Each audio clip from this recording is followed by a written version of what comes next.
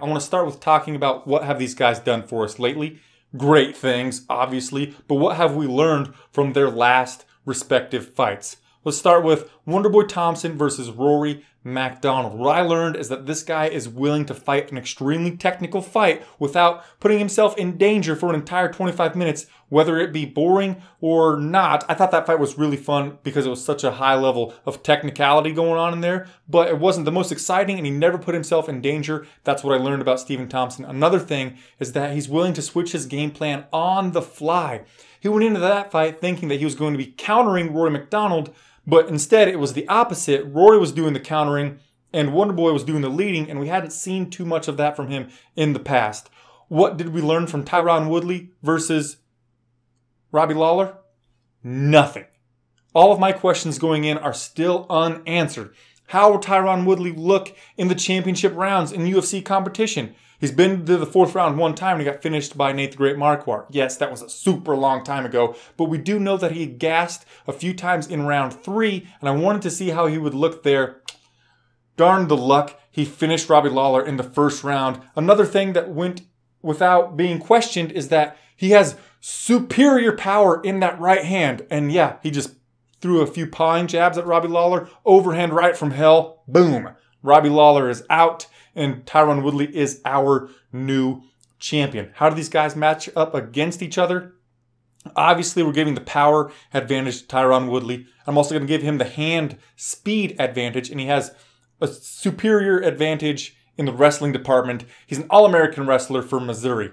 Stephen Thompson should have a reach advantage, but that's not true because on the tail of the tape, yes, he does have a 1-inch reach advantage, but that's negligible. And he's at a 1-inch reach disadvantage on the legs. I do think that he fights longer, so we're going to give him a length advantage just because he fights in that karate sideways stance and he does fight really, really long. We're going to give him a distinct advantage in the striking dynamism and the striking accuracy. This is a super fun matchup, folks.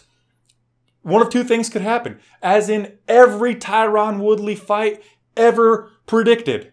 He's either going to knock his opponent out early, or he's going to gas late and maybe go on to lose a decision or get finished in the later rounds, like I mentioned against Nate the Great Marquardt. So what do I think happens here?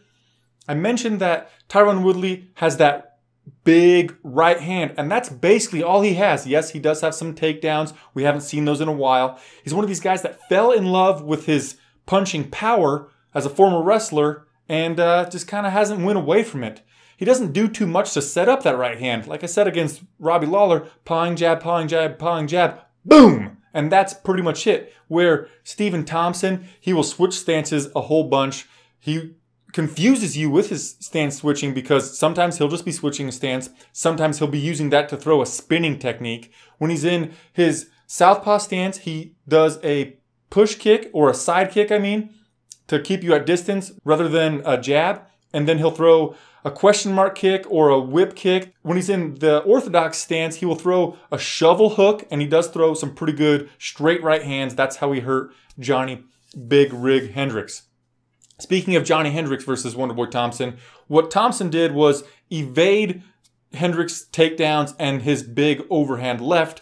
Johnny got frustrated. He didn't have a plan B, kind of ended up running right at Wonderboy and got finished early on there. I think something similar happens in this fight. Yes, Tyron Woodley could easily put Wonderboy down early on, but I think Wonderboy is so good at being evasive, switching those stances, confusing his opponent, that he's going to frustrate Tyron Woodley. Tyron Woodley's going to end up over pursuing and tiring himself out, and Wonderboy Thompson is going to get a late second round or an early third round stoppage. Another thing I forgot to mention is that Wonderboy Thompson, his one loss in mixed martial arts competition was due to takedowns basically against Matt Brown, but he's looked really good in his takedown defense as of late, evading those Imanari rolls from MacDonald, fighting off the double leg from Johnny Hendricks with one hand against the cage. That stuff is really impressive. There are still too many question marks for me from Tyron Woodley to go ahead and pick him with confidence. Yes, he could finish it early, but what is he going to look like in round 3 or round 4 or 5? As the fight gets past the first 5 minutes, I would favor Wonderboy more and more and more. Like I said, I'm picking Stephen Thompson by late second round or early third round TKO. No KO in this. I don't think that he puts out Woodley cold, but I do think that he finishes him with strikes late in the second, early in the third. We're going to see and new for the 8th time this year. It's absolutely crazy. The way the numbers stand as of right now, we've had 7 and new, 5 and still, and there were 2 fights where it was for a vacant title that I'm not really counting. That was Johnny Bones versus Ovin St. Preux. We could technically put that in the and still portion because Johnny Bones didn't ever lose his belt, so that's 7-6.